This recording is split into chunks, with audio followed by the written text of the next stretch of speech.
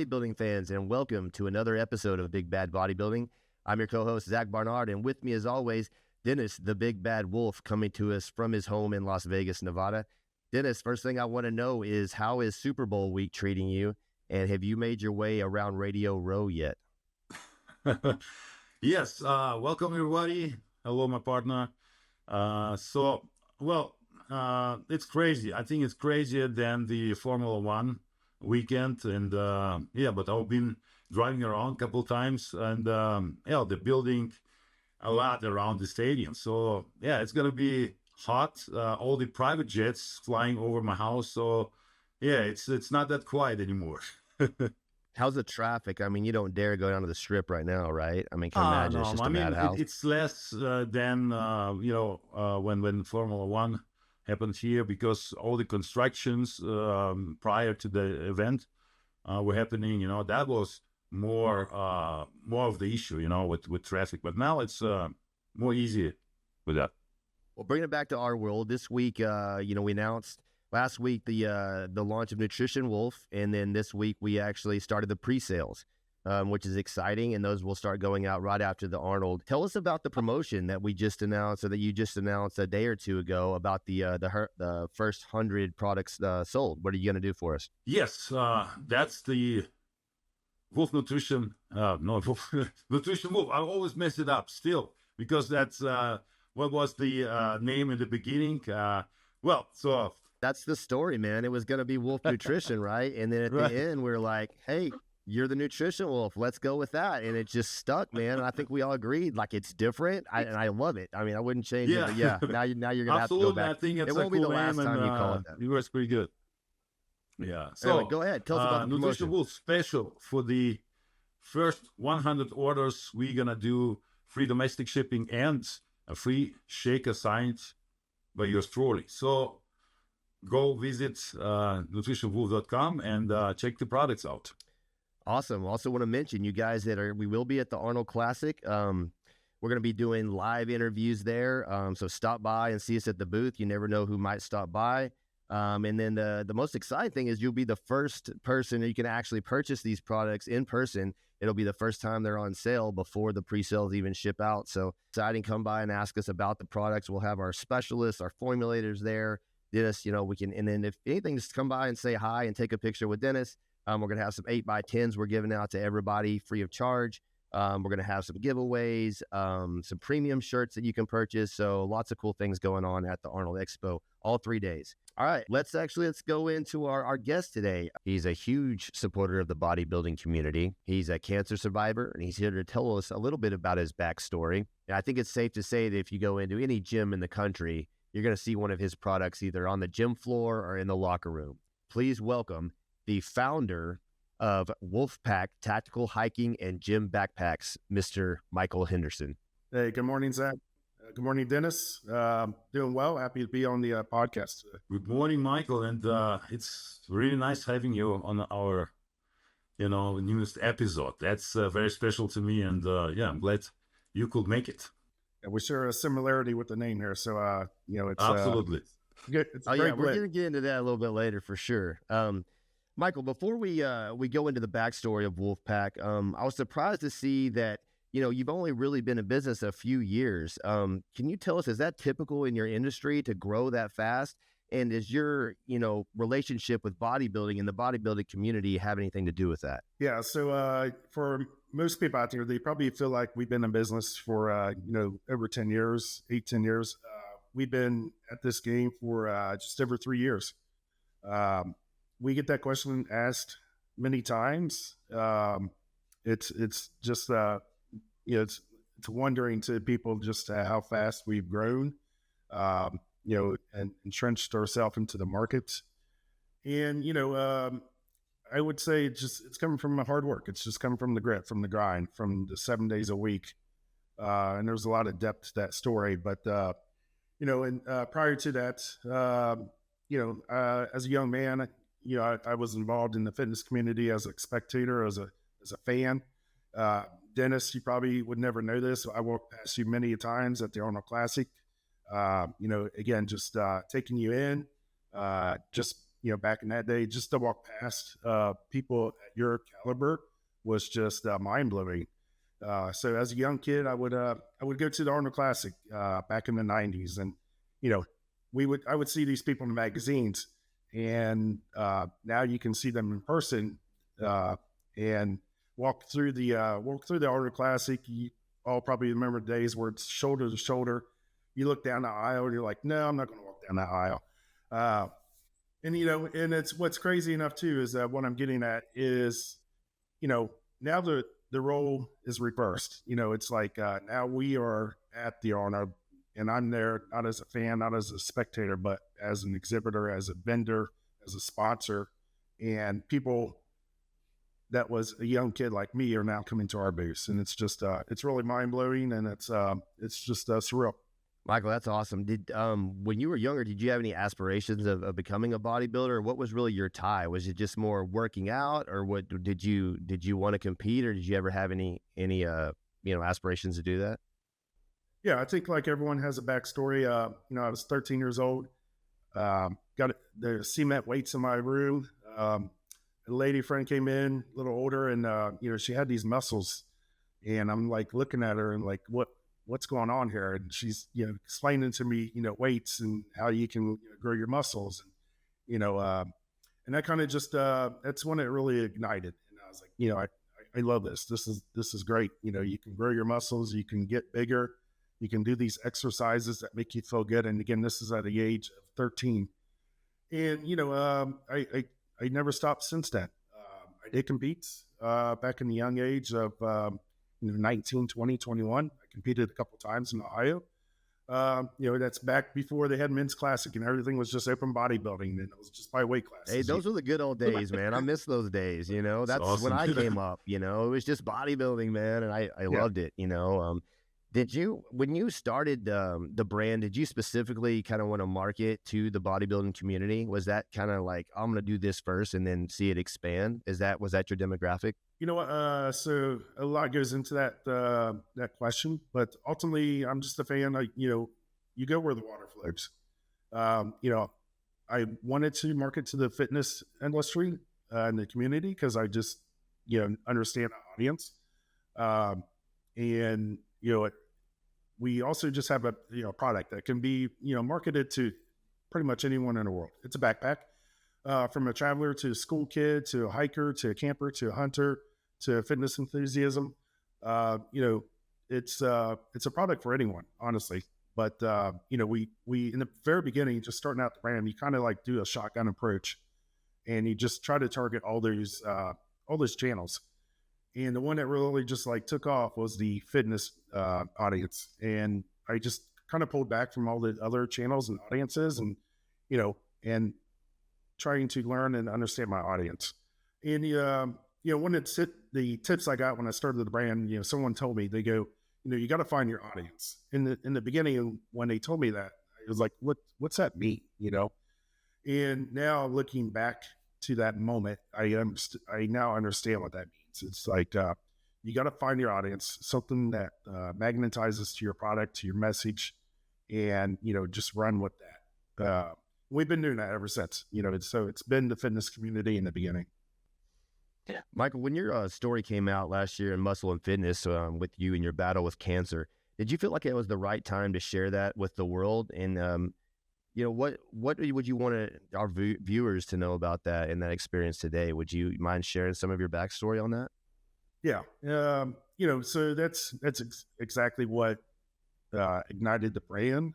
For those that don't know, again, 3 years into the brand, but before that, about just before 4.5 years, 5 years, I got struck with the news I had stage 3 cancer. Kind of woke me up, left me with the question: did I do everything in life I wanted to do? Did I make my mark? And I was emptied with no answer, and I didn't like that answer.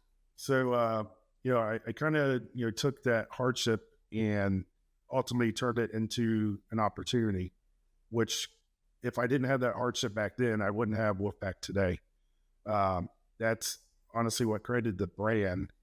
And, landed me where I'm at today. I've been in automotive business for 25 years.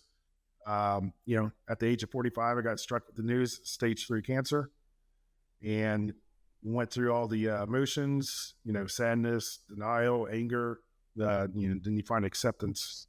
And, you know, you got to make that choice really quickly. And that's what I did. I went through everything. To answer your question, I didn't tell anyone but my family. Only my wife and my daughters knew what was going on. I continued to go to work every day. I felt like the best foundation was to keep normalization. So I would get up in the morning and I would work out. I would go to the hospital for 6 hours of chemo a day. Then I would drive in my car in California traffic to get to a location just so someone could see my face. I was over a market, so I didn't have a, one location desk. People just thought I came from the last store, So as long as someone see my face that day, I felt like I was good.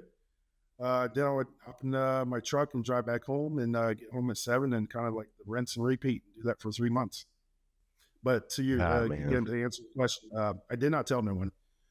I didn't share this story to the public on our platform until about 4 months ago and I knew I needed to share the story, but I didn't want to share the story because I didn't want to go to bed at night thinking that the brand's success was because of my story. I didn't want that, woe is me, let me help this guy out, let me support his brand. I wanted the brand to be successful through the people, through the hard work, through the grind, through the commitment, through the relentless hours. And, now we got past that point where I felt like not that we made it, but we made our dent. And now I can share my story for a different purpose. I can share the story to, maybe have someone hear it, learn about it, maybe pull them out of their hardship. And as I've learned and share my story to those that are close to me, I've learned that everyone has a story. Everyone has, hardship, mental illness. And, they could be inspired by hearing someone else's story and getting pulled out of their moment. Because I went through my dark times too, during you just, I remember pulling up to the gym, thinking I'm going to work out, sit there, look at my windshield for like 2 hours and just contemplate what the fuck is going to happen to me. So, you just, you go through those emotions. Do good, man. Yeah. Michael, do you think that, without going through that you ever would have developed Wolfpack Brand? Was that part of the story, or was that in works before the cancer struck? Was that something that you did in spite of it? Or is that something that like, hey, if I wouldn't have gone through that, we wouldn't have been successful. This is part of it. Yeah. To that question, it's, if that didn't happen to me, Wolfpack would not, be here today. And again, strange as I can say it, I'm thankful for that moment. Sometimes you need disruption in your life to, put you onto the next path or to get you calibrated, to make you better. That was my disruption. That's what put me onto a new journey in life. And, I wanted to, because when that hits you, you just don't know if you have days, don't know if you have weeks, months, or years left. I didn't mean to interrupt you while ago, man. Please finish your story. I mean, just give you a minute. Yeah, they're at the gym. I mean, so what'd you do from that point? You just start to contemplate life, and you just start to wonder, like, what your purpose is. You start having, deeper conversations with yourself. And again, there's stages of emotions, but eventually, I had to make a decision to pull myself out of it, and that's what it was just a choice. And once you make that choice, you just say, okay, like, I accept this. It is what it is. I can't change it. It's the circumstance. That's all it is. And after that, it's my attitude. It's my commitment. It's my drive. That's going to get me through it. And, that question still kept coming to my mind, which was, did I do everything in life I wanted to do? Did I make my mark? And again, the answer was no. So I felt like I needed to change that path and get through what I was going through. And I'm processing throughout the treatment weeks what I wanted to do. And I just felt like, it just hit me that, brands outlive people. Sad to say, but they do, in the best way possible. What I mean by that is whatever happens, if I felt like I could create a brand, a brand could outlive me, I could hand that over to my girls. I could, and then in a sense, I made my mark. My mark continues. My brand name continues. They take it and they run with it. And, I said, this is my vision. This is what I want to accomplish. Let me get through my treatment and, figure out how to do this. And as I was going through my treatment, it's 3 months of hell. And the best way to put this, and, maybe both you understand this, you'll know what you feel like in the last week of prep. It's not the greatest. It's just very low energy. You get fuzzy brain. Imagine last week of prep and being hit with COVID at the same time. And then imagine that feeling for 3 months, every day, for 3 months. And you're going to work every day, 5 days a week. That's unbelievable, man. You can only imagine what we went through, hard times and all this emotions. Well, it's, man, I have all the goosebumps now all over my skin. It's tough. This is really, really tough. And like I said, we only can imagine how hard it must be for you. And looking back, I didn't realize. Sorry to cut you off, Zach. Looking back, I didn't realize like how hard that was. And I look back now, I'm like, how in the fuck did I get through that? Mm-hmm. And I was on my last week of treatment, and 1 week to go. I woke up with my neck just swollen red, my face red. I was dizzy, lightheaded. Come to find out, I had a blood clot in my jugular from the chemo. So the chemo clotted in my blood because you got to put a port into your chest. So they wanted to admit me to the hospital. They wanted to remove the port from one side and put the port in the other side to finish out the last week of chemo. And I just I made a decision. I said, the fuck you are. Like, listen, I'm done. I said, the chemo is providing worse symptoms now than the cure. And even today, I still got symptoms. So, they removed the port, antibiotics, and, even today, I still had the blood clot in my jugular. The doctor's solution was not to dislodge it, disturb it. Felt like it would create other issues. They said eventually blood is like water. It will find its way around up to your brain and, figure out how to get fluid up there. And it did. I needed to remove the port, took the antibiotics, and, I was good in about a week's time. So to kind of dive into the name of the brand, after what I told you, what I went through, I had that wolf mentality, which was like, I was just like, fuck it, give me anything you want, God. Like, I'll get through it. Like, that's where my mind was. And I kept telling myself too, it's only a moment. It's not forever. And I just kept telling myself that every day. I didn't look too far forward. I didn't look in the back. I just looked in the present. I stayed in the moment. And, because I didn't want to put myself out there, we'll just be at 3 months. I just said, what can I do this hour? What can I do in the next couple hours? Because it's about as far as my lookout window could go, because just don't have the energy. So, I said that wolf mentality is sinking in, and I want to create a brand around the wolf mentality. And since I didn't tell anyone about what was going on at work, didn't tell my friends, it was the beginning of January. I was losing a lot of weight. I always kept my hair kind of short. So when I was bald, no one kind of knew the difference. Lost on my weight. I just told everyone, hey, it's New Year's. Just want to lose a couple pounds. No one thought anything different. It wasn't until about the end, my eyebrows started coming out right here. And, my girls would paint on my eyebrows in the morning. And, I would just move around a lot when I was just talking to people, as such. And most people surface look anyways. So, with people surface looking at others and I'm moving around, you know, no one called me out. I literally had no eyebrows, like for a whole month. And, you know, I go back to like, you know, I only told my family this. My family is my circle. My family is my pack. And, you know, it all kind of came together. I was like, that's my fucking name right there. Wolfpack. You know, that's going to be my brand name. That name has meaning to me, and it will eventually be open down the road to others to understand what the real meaning, you know, of Wolfpack is. So, you know, hand it back over to you, Zach. I'm sorry, went deep in. No, I wasn't going to interrupt you, man. I wanted you to tell that. We can, you know, sense your emotion and your sincerity and how real it is. And man, that's admirable, man. And I love it. And I wanted you to tell that story. And I'm sure there's a lot more to it that you could go into.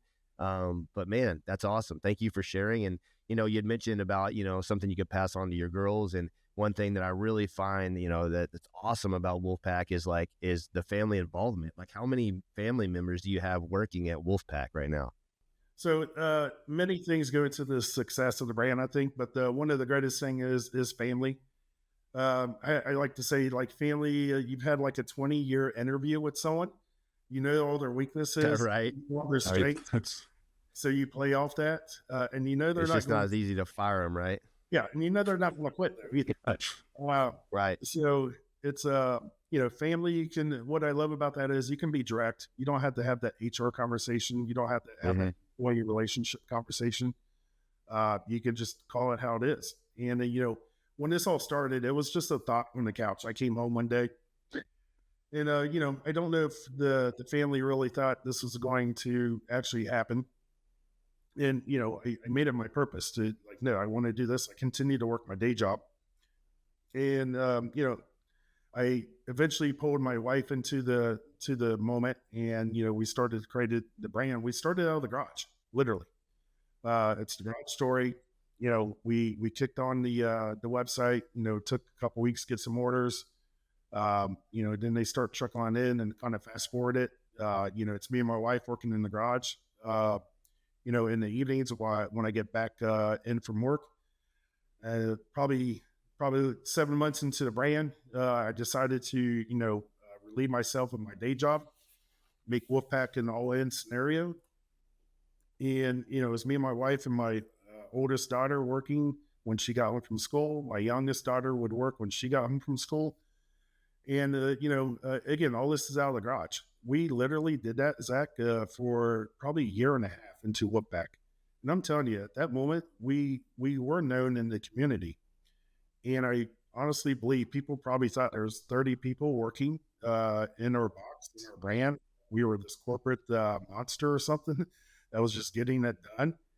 And they're like, no, it's just fucking just us and this. That's what's awesome, man. I've been in that situation with business of my own. You kind of fake it till you make it, but people believe in it and they believe what you're doing. And, you know, for you too, I just want to brag on my bag a little bit in your company and how awesome the bags are. So I've had mine here for a couple of years now. I'm a big Captain America fan, so I kind of went with the blue and red scheme. And but obviously the best part, my favorite part, is the customization and the patches.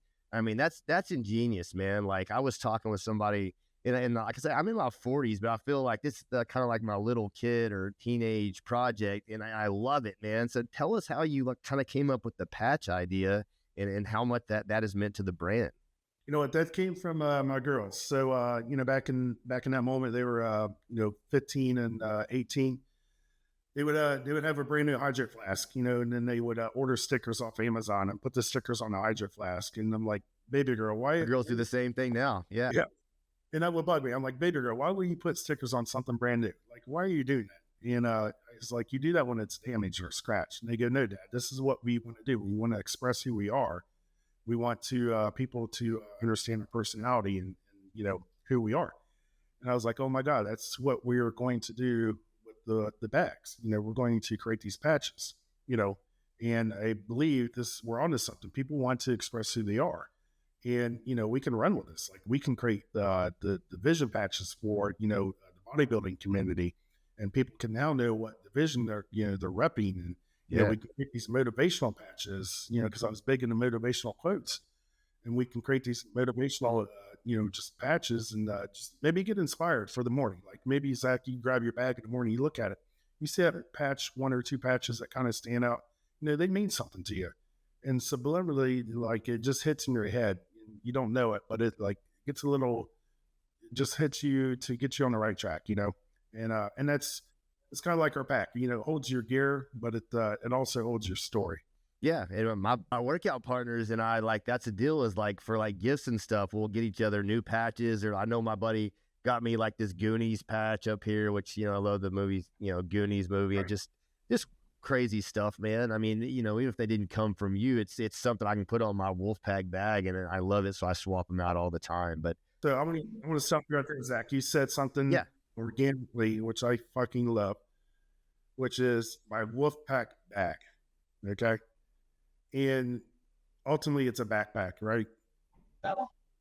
But when you call it the Wolfpack, and that's priceless. And what I mean by that, what I'm saying is, do you wear sneakers or do you wear Jordans? Right. And when if I'm describing them, that's something that I'm into, I'm going to tell you what they are. The thing is, when your brand name becomes the product name, like you can't force that out there. That happens organically through the community. And again, that's when it's just so powerful. And I love it when people refer to it as the Wolfpack. I got my Wolfpack back.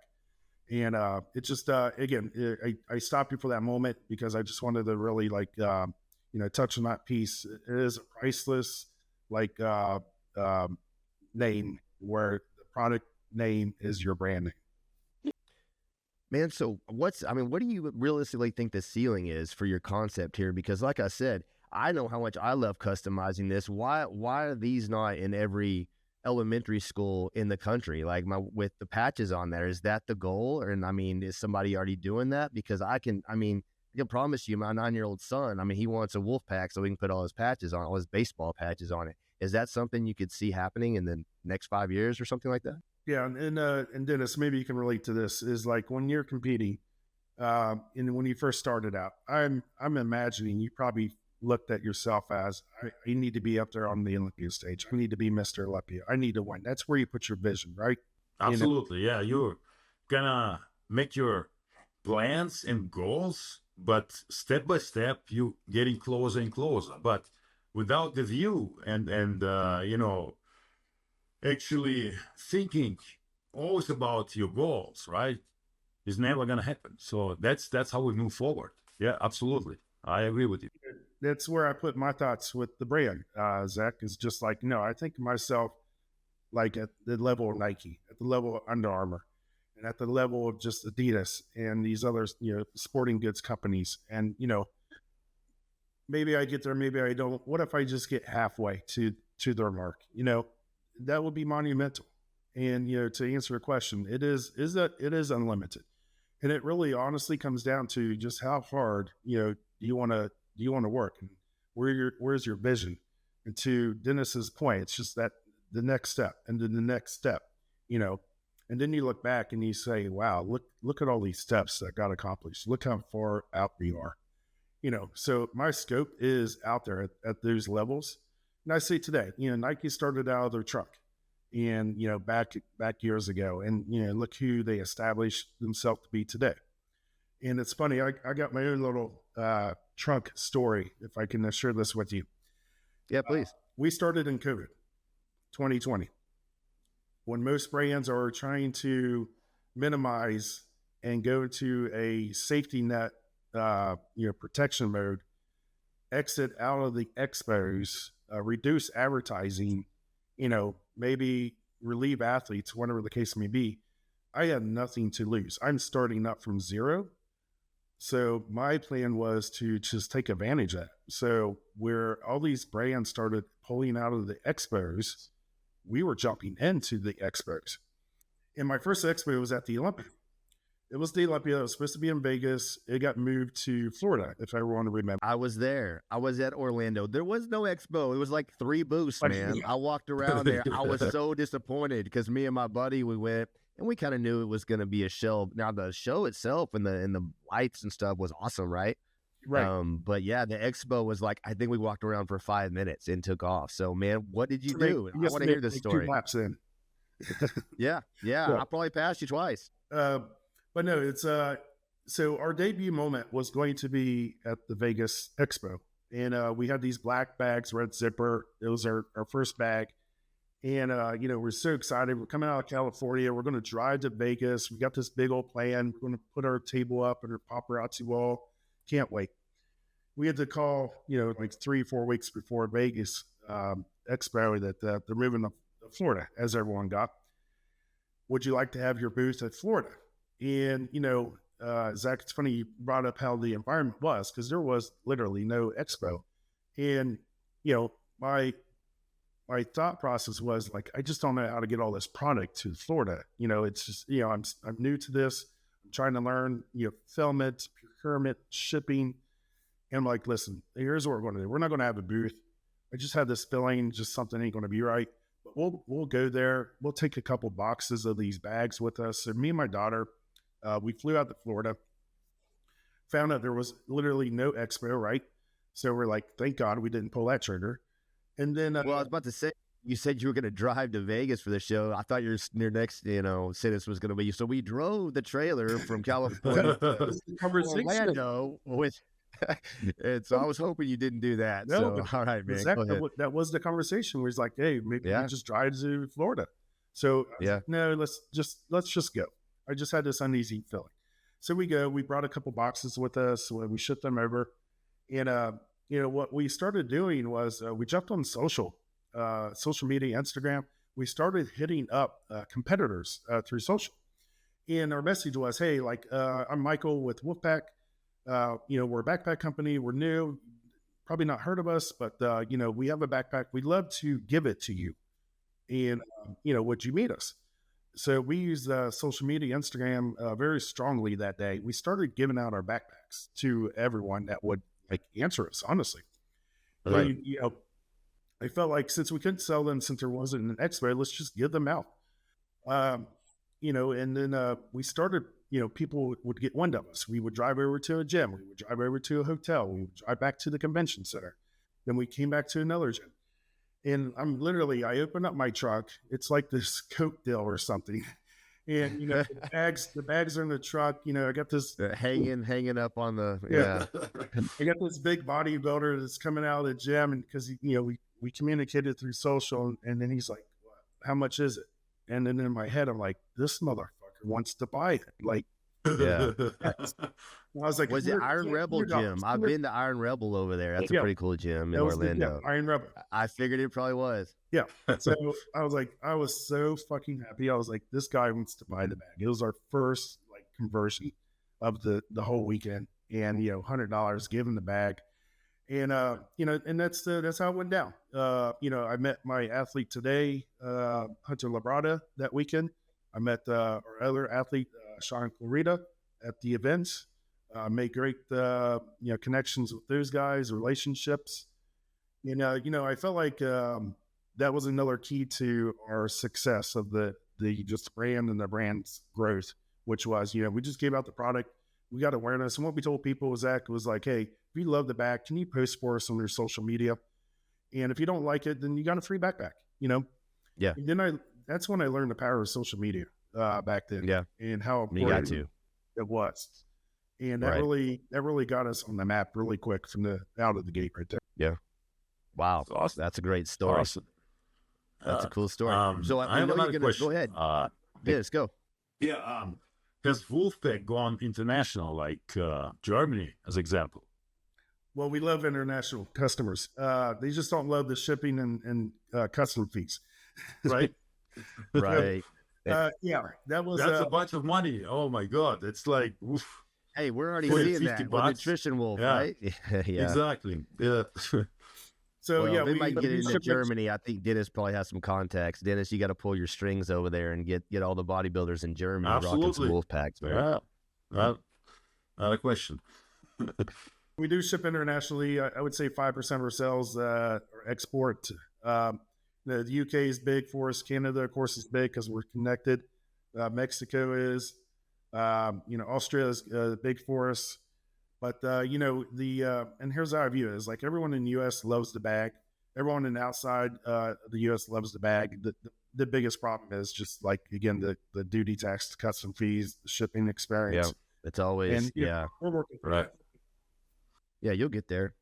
Awesome. Great question. Well, I know you're going to be at the Arnold, and then we're going to be doing these at the Arnold. We fully expect you to come by the booth because I know I'm going to come by yours and check out what you got. Are you releasing anything new at the Arnold that nobody's seen before? Yeah, there's a couple things up our sleeve, of course, right? But I feel like that's, again, another key factor to, our success is we keep it exciting, we keep it fun, we keep changing up the colorways. I use the kind of like the sneaker analogy, like Nike comes out with different sneakers every time. Well, that's what I'm saying. I want 5 more of these, and I definitely want my nutritional version, which That's a I great plan strategy. on getting with you yes. at the Arnold so we can work on that. And I know, you've kind of gotten even smaller. I've seen them kind of shrink, almost a purse size. So I want to know when the fanny pack is coming out because I'm bringing that back. I'm already rocking one now, and I definitely want a Wolfpack fanny pack. So when's that coming? You know what? You brought that up. That the mini packs were from my daughter's vision. That's what I love. It's they're young, they're females, they have a different perspective on things. And you're like, we got to make this in the mini version. I'm like, are you serious? Like, really? And it took a while for me to buy in on it, but I'm telling you, when we popped them out as minis, like it was another game changer. That's wild. And now you got the duffels. Now you got the big ones too. The one prior to that, again, to kind of put us on the map, is people kept asking us, hey, can you put mills in these bags? And at the beginning, it was just a backpack. And I kept getting asked that question. And I'm always a fan of like taking in the feedback from the customers. And, I was like, hey, I got to figure this out. I got to figure out how to get mill containers in here, ice packet, get utensils. And we did redesign the inside of the bag to hold mills. So we actually have 2 versions. They look the same on the outside, but much different on the inside. When we came out with the mill managements, again, another mark on the map, was a game changer for us. I don't think at the moment there was a lot of companies out there that were providing this product to the fitness community, where they could hold their mills, they could hold their gear all in the same bag. We kind of came in and took that space that was coming up vacant, and we filled the space. Another side of the piece of the bag is, you see tactical bags that are black, green, khaki, army, but you don't see bags that are like it's on your table there, Zach. You just don't see these ways out there. You don't see these bags that market. We market heavily to the female. And again, females want to look badass, feel badass, but still be feminine and just, so we, having 2 girls, I learned to understand, females are the purchasers. Females want to match their outfit. Guys will buy one bag and hold on to it for years until it falls apart. Right.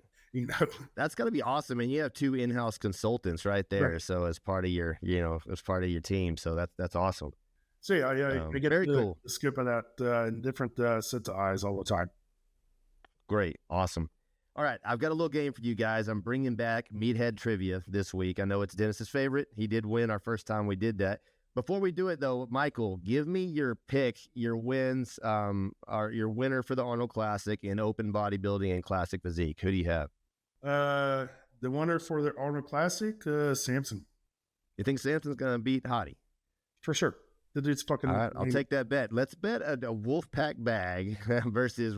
I don't know what I got, that you would want, but okay. Well, that's a good call. I mean, he's obviously looking for wolf products. How about that? All right, we can do that. We will have plenty there, so we can do that. And then who do you like in the classic physique? Dino.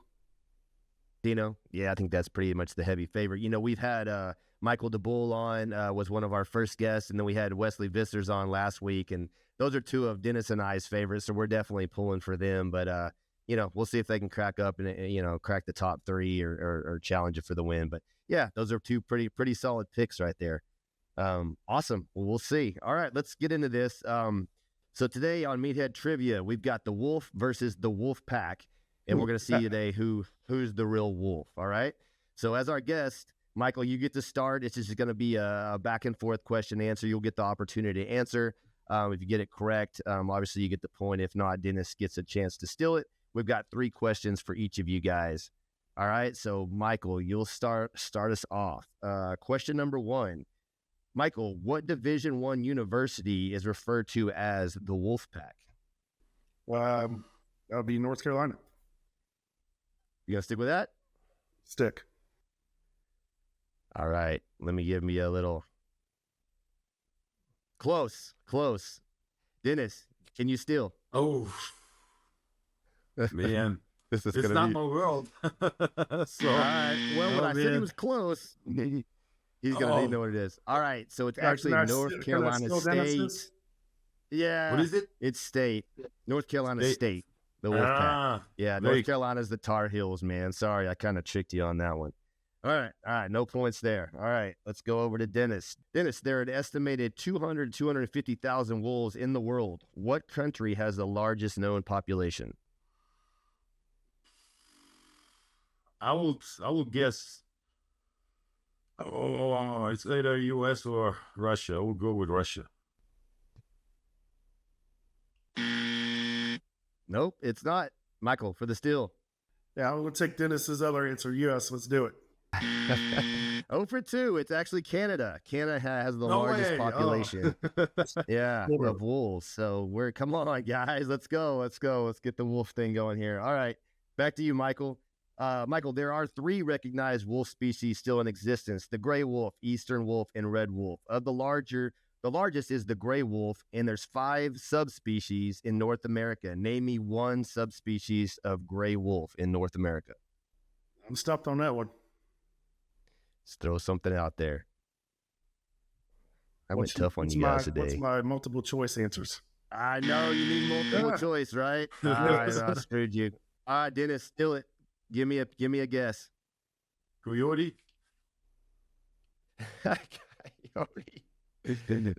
No. All right. You guys could have chosen Arctic wolf, Northwestern, Great Plains, Mexican wolf, or the timber wolf. So There's here, also just some famous. differences, like Mexican wolf. How does it look like? They're a subspecies. I couldn't tell you the differences, man. I'm going off of Google, man. I you know thought what like I'm the saying? species connected, like like the wolf family going further. Right, You know, yeah. that's why I thought. Sure, Yeah, no, I see what you're saying. That makes sense. Then they're something definitely like related. that, you but, know? Okay, right, I okay. should've given I the had no idea example. there's a Mexican wolf or like Turkish wolf or you know what I mean? Dude, my job is to make these hard for you guys and just Oh, yeah, surprise of me, course. right? No, So, all right, Dennis, we're gonna take this one back. We'll see if this one's a little change it up on you. All right, Dennis. In the classic children's tale, The 3 Little Pigs, the big bad wolf huffed and puffed and attempted to blow down the homes that the 3 little pigs had built. From what elements or materials did these 3 houses consist of? What were the 3 houses built out of? I think the third was made of brick. Okay, there's one. Right. All right. Yeah. So the first one was made of what is it, sticks or something like that. Okay, and sticks the is second 2. one, Sticks is 2. Come on, yeah, give me one so more. another one was made of oh my god. It's tough, man. I had to Yeah, look I it up know, myself. I couldn't remember. I think like sticks and leaves or something like that. Just Man, you're kind of close. too close or away. Nah. All right, Michael, can you steal it? What is the last element? You want to go with straw? shit. Yeah. It was straw. Holy Ah, crap, you man! see That it? one. 5. I Okay, lost again. Michael's up 1. You Yeah. only need All one right. to win. Yeah, well, we got 2 more questions here. Michael, you're back up. All right. Okay, so in 1985, the movie Teen Wolf starred what actor telling the story of a below-average high school basketball player who uses his ancestors' family curse to transform into an all-star basketball phenom? Sorry, Dennis. I'm going to take this one from you. We got Michael J. Fox. Very good. That is correct. Ding, ding. Excellent. All right, he's up 2-1. But we'll finish it out just for fun. Okay, here's a bonus question for you, Michael. In Teen Wolf 2, what actor played the wolf? I think it's Dennis's turn. Well, this was a man. bonus point. Dennis isn't going to know who played it. Teen Wolf 2. This was specifically for you, man, because you're about my age, and I figured you could relate. Do you have any clue? I've seen it, but do not recall. Okay, Jason Bateman was the There you go. boxer in Teen Wolf 2, but I'm impressed that at least you got the Michael J. Fox. Yeah. All right, here we go. Dennis, last one to redeem yourself right here. Okay. I don't know if this one's easy, man. See if you know your music. Originally a movie in 1935, the rock song performed by Warren Zevon was released in 1978 and made it up to number 21 in the U.S. Billboard Top 100. It later reached new popularity by Tom Cruise from a scene in his movie The Color of Money. Some even say it stole its sound from Leonard Skinner's Sweet Home Alabama. Name that song.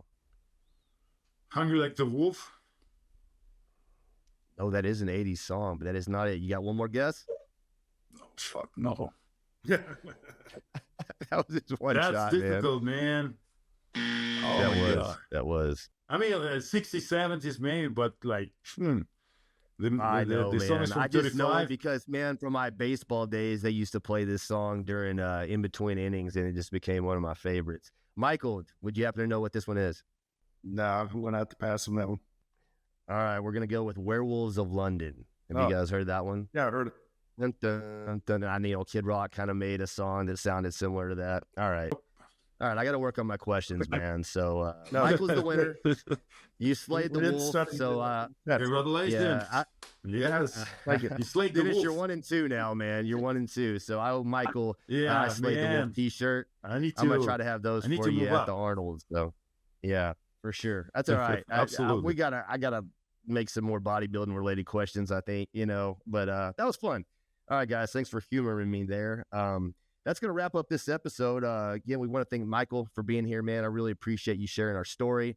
I know that's very emotional for you, and I just felt like everybody needed to hear it. And it's refreshing to have, just, somebody with just, besides just a bodybuilder on the show, which we love, but somebody that's really, impacted the bodybuilding community like you have, and to hear your story was really awesome.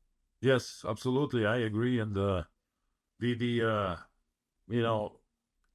impact you made into the industry, also a great story. It's just amazing. And I wish you all the best, and hopefully you get up to your goals, getting closer to Nike and Adidas, level. All right. So Right. all the best. And thank you for being with us at the show today. No, and thank you for having me. I do want to say, as I continue to make my mark, I think everyone can share this message with me. It's anything is possible. I want to tell the people that are listening, it's basically just a commitment, applied action, and a strong vision. But it takes all that stuff. It's and it just unlocks anything you want to do in life, honestly. And that's kind of like our message today is we have some kick-ass gear, we got some nice product, but ultimately our true message now is just my story that's evolving, which is anything is possible. Go out there and make your mark, have a commitment, have a drive, have a passion like no other, and we got this one life, and we want to make the most of it while we're here. And and everyone should have a purpose of leaving their mark in life. But I appreciate you, Dennis, your kind words, having me on your podcast. Zach, putting this together, the great questions, and interviewer, and can't wait to see you both at the Army. Excellent, man. Thank you for being on. Yes. You guys definitely go to wolfpack.com. That's PAK, and then check them out on Instagram as well. Get your Wolfpack. Or if you're coming to the Arnold, man, get one there. I'm sure they're going to have some nice reveals for us there. I know I'm going to stop by. All right, that's going to wrap up another episode of Big Bad Bodybuilding. We'd like to remind you to subscribe to Dennis Wolf TV, and be sure to go to nutritionwolf.com to check out all of Dennis's new line of products. Please follow us on Instagram at BigBadBodybuilding_, and there you'll actually find a complete rundown of our giveaway in collaboration with Gasp and Better Bodies, where you can win not one, but 2 sets of finals tickets to the upcoming finals at the Arnold Classic on March 2nd. Check that out, and we'll see you next time.